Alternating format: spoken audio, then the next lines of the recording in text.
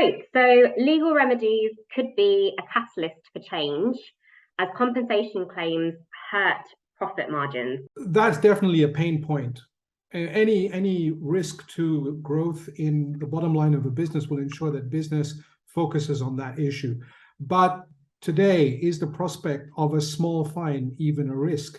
I mean, can the law actually drive change if it is just soft law? I think soft law is a real issue. We've seen soft laws such as the OECD guidelines. We've seen the kind of due diligence legislation that's coming in around the world in terms of, certainly from the US perspective.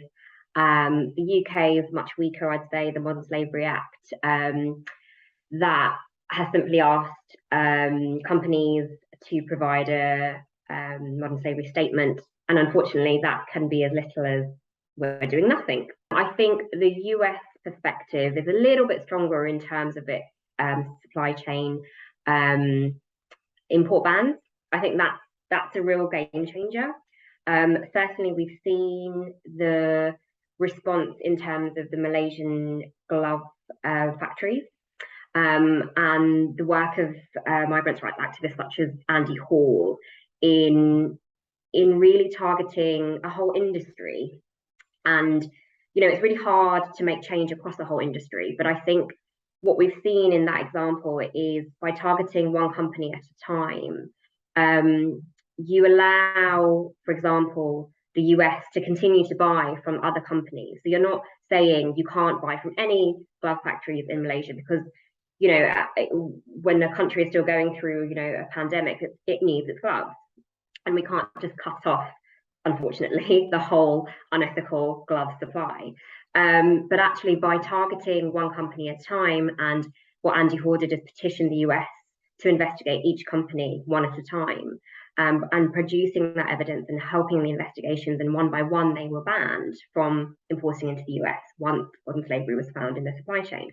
So what we saw is suddenly companies having to really improve standards in terms of the S, in terms of the social elements of how it was treating its workers. We've seen, for example, one of them, Top Glove, was banned, and then it made its changes and it was reinstated and can import again. And who knows if that's going to have long-term impact, if that's going to continue. But we certainly saw in the short term a real change. Thousands of recruitment fees repaid to all of these workers, which is huge in terms of the impact of those clients, and huge in terms of the actual losses to these to these huge conglomerates in Malaysia. And because that really hit their bottom line, we saw those kind of changes. So you're right. I think in terms of soft law, I think we haven't really seen much change, but these different kind of mechanisms, such as the import bans, are really key. But what I would say in terms of legal remedies, I don't only mean legislation. I think actual cases, so enabling remedies from the workers straight up to the multinational companies is really important. So I feel like we need some kind of shift in terms of the burden of proof. It shouldn't be on this worker, this one single worker who has been mistreated, to prove the supply chain, because it's documents that they aren't privy to, and it's incredibly difficult. And I feel like actually if those kind of remedies were available, there's potential for huge group claims from all of these. First of all, the workers. Second of all, people who are affected on the ground by the impact, the environmental impacts of these industries. I think there's huge ability to actually allow for we've seen the impact of group claims, the work of the likes of Lee Day, and seeing how these huge claims have tainted reputations, but also really hit the bottom line. So what I would like is, to see more ability for workers' voice, really, as someone who represents workers and represents, the tricky thing is in an employment relationship, there needs to be that employer-employee contract, whether that's verbal, written, or, however it is.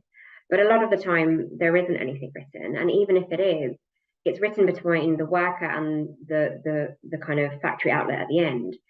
And there's so many chains before it actually gets to the companies who are driving these kind of behaviours at the other end in the factories. And we saw that in the Boohoo review here in the UK, how actually, the inquiry that was led into what happened in Leicester, it showed actually that there was some kind of oversight from the heads of the company that knew what was happening in the factory. And actually, by setting the unit prices of these clothes so low, they would have known there was no way for workers to be paid adequately, let alone, the actual factories who were trying to make business. It was incredibly small profit margins, which led to that type of abuse. I feel like you're right. There's lots of soft law issues, but I feel like there is a lot of remedies that, if the correct legislation was there, strong legislation, and also this kind of shift on proving the workers having to prove this long supply chain issue and deal with those issues, then I feel like there is a real potential for legal remedies to impact the bottom line and change behaviours like we've seen in Malaysia. The two questions that I would ask is this. One, has the preponderance of soft law, and I will put into that bucket things like voluntary standards, which have been around for a while, and we've been asking companies to just behave better, and evidently they have not been, to whatever degree. Has that situation actually been a hindrance to getting to a better position on the issues that are now sort of coming out of the woodwork? That's number one. And the second thing is, to go back to this idea of what is the body of evidence, because as you say, there is nothing necessarily written down between a worker and that first step in the supply chain, or that last mile in the supply chain, that can necessarily link all the way through to a delivery order that ends up in the UK. Okay, so what happens if tomorrow, rather than simply having these random exhibits on social media, you now have a body of evidence from a group of workers in Malaysia or in Bangladesh or in China, and says, look, we can demonstrate that we were here at this time, and at the end of the day, this is where the stuff ended up. I mean, is that the sort of thing that would power a class action suit? I'll start with the last one just because it's fresher in my mind at the moment. I think there's a lot being done in that space, and it's a real, in terms of the technological advances, things like blockchain are really being looked at in terms of tracing products from their origins all the way through, like you say, to these orders. And I think there's real potential there in transforming that ability to show that kind of evidence.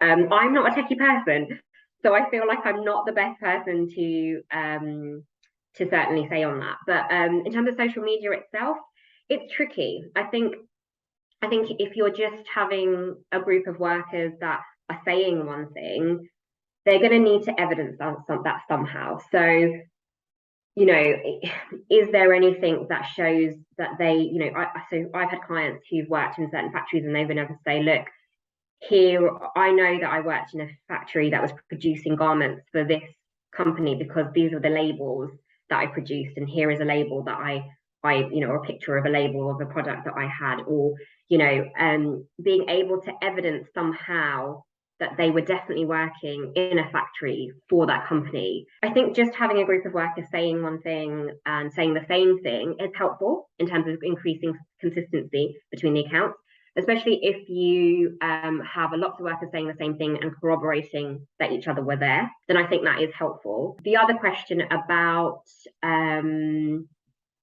the kind of carrot versus stick approach, and governments saying that actually we want to use the carrot, we just want to encourage, we want to lead this horse to the water naturally through the carrot, as opposed to beating them with a stick and these punishments, because we can just encourage companies to behave well. And I think any sensible judgment would have known that that's never going to work. The soft approach, businesses are a business. The point of a business is to make money. That is what a business is. It's not a social enterprise. It's completely different. Its purpose is completely different. And it's I think you're right, it's very unhelpful, because what companies have been able to say is they've been able to say things in compliance with these very soft laws to show the public and to show consumers that they are meeting legal requirements. And so they're doing everything above board, but actually the soft laws are so soft that the requirements don't mean anything and haven't led to any changes for the people who are impacted by it. So yeah, I would completely agree with that in terms of it being actually quite unhelpful, but in the interest of businesses and governments, because they're in this together. How could we join this up? So let's say we've now got, obviously a huge body of soft law and much less hard law in this area. People don't want to be associated with human suffering, environmental destruction, et cetera, et cetera. So, but as you say, promulgating law is a bit of a sea change. It takes time. How would we be able to dovetail the fact that there's so much voluntary reporting, which is then evidenced as being, in the best case scenario, a nice representation of a bad situation, in the worst case scenario, straight out, outright lying. And how would we be able to curtail that kind of corporate spin with the technological evidence that we are now seeing? In other words, can we accelerate the process of getting companies to behave better by at least saying, look, the claim that you've made in this corporate report or your sustainability report is evidently different to what's coming out in the press right now, and 1,000 workers have said otherwise. How would we deal with that? I think there are legal remedies for that, and there are legal claims being built on that basis. There is a lot of companies who, like you said, have put out statements claiming to be one thing and haven't. And I think, there is basis upon which to say legally that you have lied, what you have put out has been inaccurate. Here is the evidence to say it hasn't. And, there is a compensation claim there, potentially to workers. People have also looked at potential consumer claims, which is a little bit more tricky. But I think there's a good argument for investor claims, because investors are now, thinking very much differently about, the products and the services that they are investing in. So if, it's one thing saying things to consumers, but their investors are also looking at this information. So if investors have put in a lot of money on the basis that companies are doing the right thing and then they're not, then they're going to be wanting their money back in some way or another. And I think actually, at the moment, I know that there are claims being built against some certain companies for that kind of behavior. Obviously, I can't say who and what because they're all confidential, but I feel like that's a really interesting space at the moment, because we've seen the consumer shift, but we're seeing the investor shift now as well. And these investors, obviously, like I said, have invested a lot of money and have financially been missold in that way. So it's not just a consumer who's bought one product or one garment, which is, I don't know, £10, £20. It's really hard to build a claim on that basis. But when you've got an investor who's potentially spent thousands, millions, and been missold in that sense, I think there's a real potential for civil claims against these companies on that basis. And that's where I think this idea of the technologies that you've been speaking of, and I know a little bit about traceability and worker voice tech and so forth. And I think, if I'm hearing you, what you're saying is that actually the customer for that sort of technology first should be those who have invested on a premise of certain risks having been managed. And then they are presented, and I think definitely one investor group that I have spoken to recently, is faced with endless audit reports, but all of which have proven to be, fundamentally false, or they're interviewing the wrong people about the wrong things. And then you can't quite work out, is it coercion? Is there bribery? Is there corruption?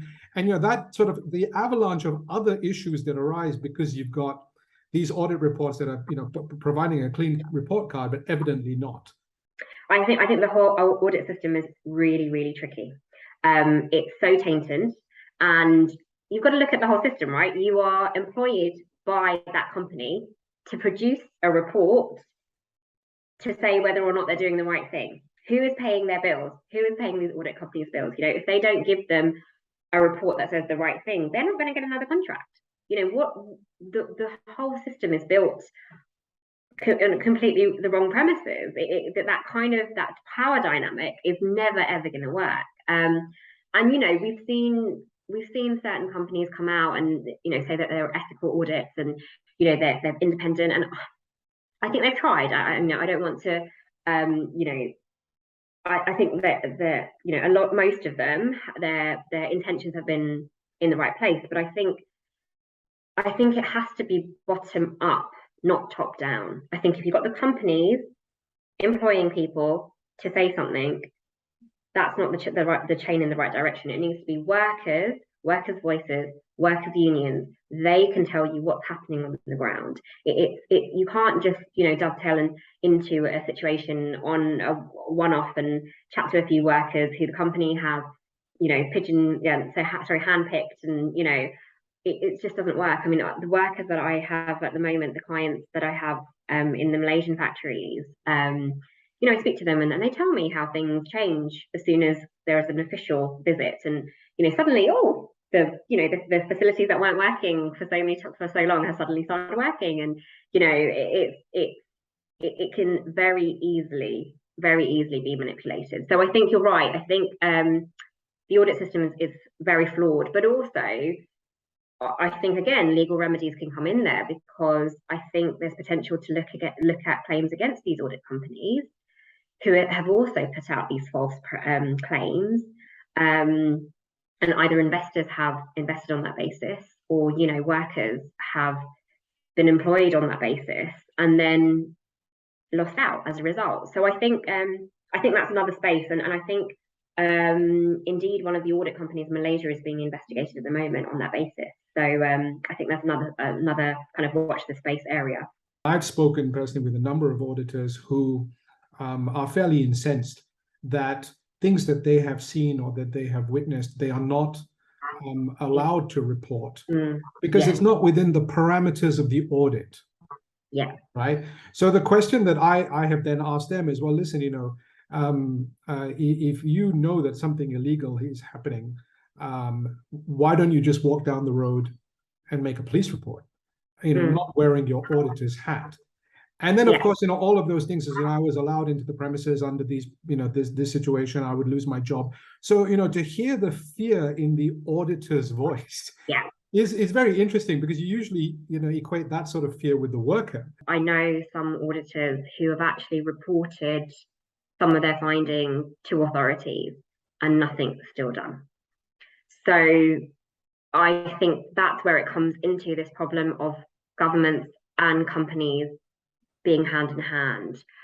Certainly, I would say from a UK perspective, if we look at the Leicester situation, the garments industry in Leicester is decades old, and this type of exploitation has been happening for decades, and it's an open secret. I have a client who was picked up in a factory in a raid of immigration officers. They picked them up for immigration offences and sent them to a detention centre, but they didn't ask about the conditions of slavery that they were clearly found in that factory. And I mean, there's all kind of responsibilities of authorities towards victims of modern slavery. They failed all that, and it's like, because it's such an open secret, you have to think about the fact that even if these auditors were brave enough to breach their contracts and to give that evidence, it's not enough. It takes much more than that to break this system. And I think again, it's like one voice of an auditor. It's going to be very tricky for them to make that change. I know that some of them have gone to journalists and leaked the information that way. But again, that's putting themselves at risk. That's breaching their contracts. It's you know, putting their whole livelihood and their companies at risk as well. So I think there is a lot of fear. And those are individuals with a lot more standing than the workers, like you say. So I think it's a much wider approach that we need in terms of allowing those kind of legal avenues. That's how I see things being able to change, shifting that the kind of power dynamic, like I was talking about, to allow it to come from a much more bottom-up approach, I think is what's needed, giving the workers the voice, giving the unions the voice, because otherwise it's always tainted with the the power is where the money is. I completely agree with you. I mean, I recall as you were speaking, I had, when I was at the UN, doing the business of human rights work, I made a visit to Los Angeles to speak to hotel workers who were, exploited. And I remember I had to walk out of my hotel because the hotel which I was staying at was one of the, the places that the workers would not want to speak to. I was bundled into a truck, blindfolded, and taken by the workers somewhere else because they said, look, we want to make sure that and then it was done in a windowless room. So I'm a UN special rapporteur in a windowless room speaking to a group of about 30 workers who only in that situation felt safe, which is shocking that, that it has to be that. I mean, even I, as a completely neutral party. And I suppose, if we're looking at the systemic position, if I was a worker today that needed to take a position with a group of colleagues. So I'm in Bangladesh. I have an issue now. Where would I go for justice, assuming that this was, an open playing field? Would I come to the UK? Would I go to the WRO system in the US? Would I look for Australia's, recently or becoming more strengthened Modern Slavery Act? Where would I go? What would I do? And what would I take with me? It's so complicated. It depends on what kind of company, what kind of industry, what kind of issue they're having. It's so tricky because you have to, my heritage is Bengali, so I understand the legal system there. I've worked there before in NGOs, and it's incredibly difficult to get any kind of justice for workers. The backlog in cases itself is horrendous.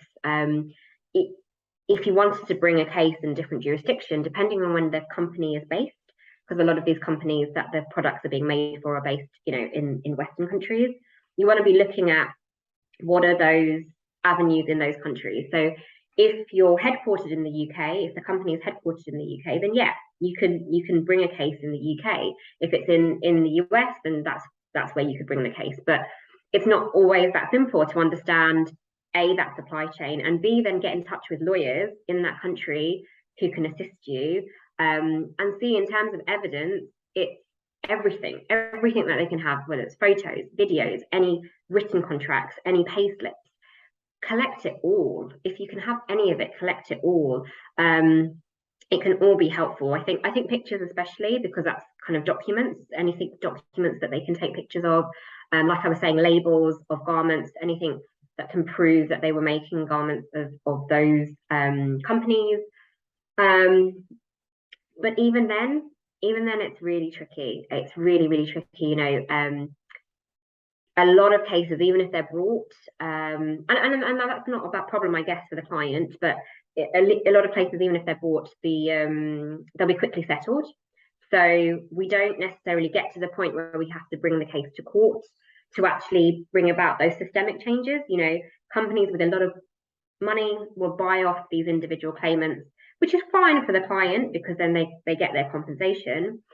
But if we want to make that real big impact, we're looking at those big group claims. We're looking at, building that bigger impact so we can actually change behaviors and drive systemic, changes that we want to see. So I think what I would say is, I think in the last decade, we've seen some great progress in the UK. We've seen the Supreme Court here allow claims being built by groups who have been affected by companies' behaviours across the world, being able to bring cases here in the UK.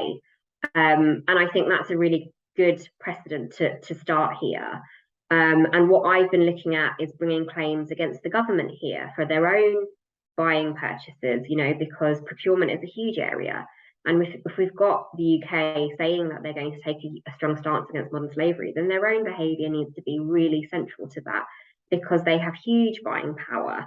Now, we've had the disparity between, I know you brought the case again in the UK on the rubber glove situation, and let's say, you had a WRO to add to that. Of course, that would have been incredibly powerful because you would have had, both the US and the the EU kind of sensibility on it. What do you think of the new EU corporate sustainability directive, which really combines a bit of both? I mean, is this going to be the go-to place now to see justice? I think it's really interesting. I think it's very different in its approach to the UK. I am very much eager to see how it's implemented and how it's enforced.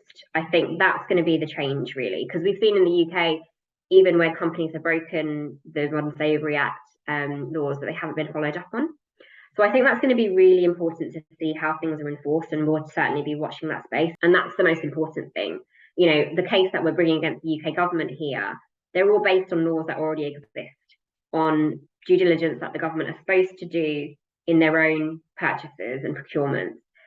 So we're literally just holding them to account to their own laws. So I feel like just because you've got laws, it doesn't necessarily make changes on the ground. And it's how those are implemented and that makes a difference. And if they're not implemented correctly, then that's where legal action can force you. You've got a court order that forces you to change, and you have to change. And that's why I feel like the law is an incredible tool to use against governments and companies in that sense.